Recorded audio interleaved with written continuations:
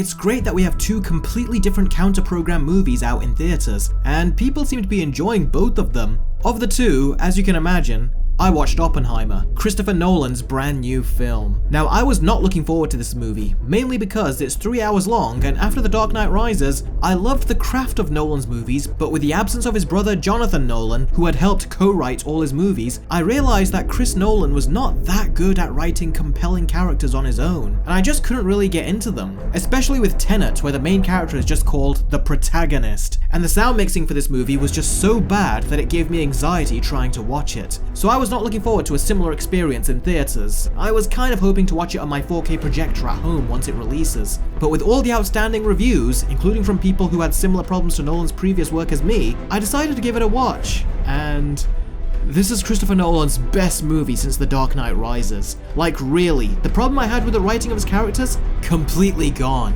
Mostly. This truly felt like a return to form where Nolan had a great concept, but the characters came first. They are well established, and we learn that they are not the best of people. They are incredibly flawed, and to an extent, even villains in their own way. The first half of the movie deals with the construction of the atomic bomb, and the second half of the movie felt like one of Nolan's previous films, The Prestige, where it became a battle of wits between two characters and how they outsmart one another, which is also what he did with Batman and Joker in The Dark Knight. Nolan does these battle of wits movies incredibly well, and it was a very pleasant surprise to see it in this movie. And this movie could have easily been presented in a way that was so boring, but with its fast-paced editing and constant use of music, it never felt like the film became slow with its pacing. Well, again, almost. And the movie had a way of making such simple things feel very grand in scale, which I honestly thought was just an exaggeration from reviews, and to an extent, it is, but it wasn't as big an exaggeration as I thought. Now, before we talk about more of the pros, let's talk about the problems I had, and there are a few. The first half of the movie, if not more, is very much about the construction of the atom bomb, and this is the slower part of the film, and although I was entertained by it, I did think that it could be cut in places, and I do think that this is where audiences will be divided on the film's pace. The second half of the movie is what I was the most interested in and could watch over and over again, and I didn't want it to stop. The other problem is the R rating. This is Nolan's first R-rated movie since Insomnia back in 2002,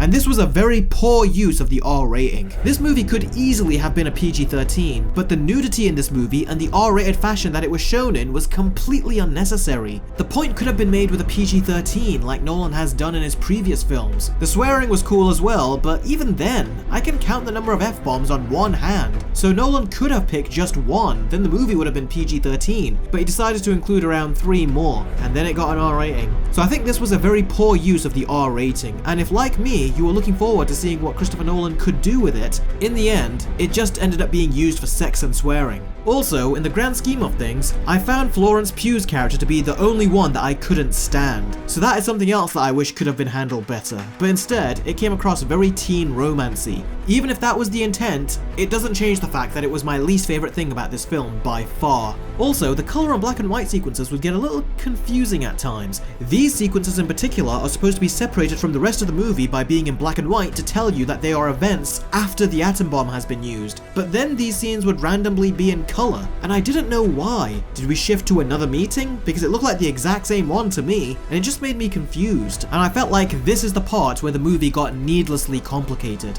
Aside from that, I really had nothing else wrong with this movie. I was surprised at how much I enjoyed it, especially with how uncertain I was with that 3-hour runtime, but when the movie was over, I actually wanted to see more. I didn't want it to stop. Seriously, the last hour of this movie is The Prestige, but with Oppenheimer versus someone, who I won't say. We have a fantastic cast in this movie, and his opponent could be any one of them. The cinematography is fantastic, the practical effects are stunning, the soundtrack is phenomenal, the performances are amazing, Cillian Murphy delivers his best performance and really carries the film, mostly by himself, and Robert Downey Jr. also delivers his best performance and is unrecognizable from every other role he has done. And once the film was over, I actually wanted to see it again. Yeah, a biopic. That has never happened to me before. So for me, this movie undoubtedly gets a 9 out of 10.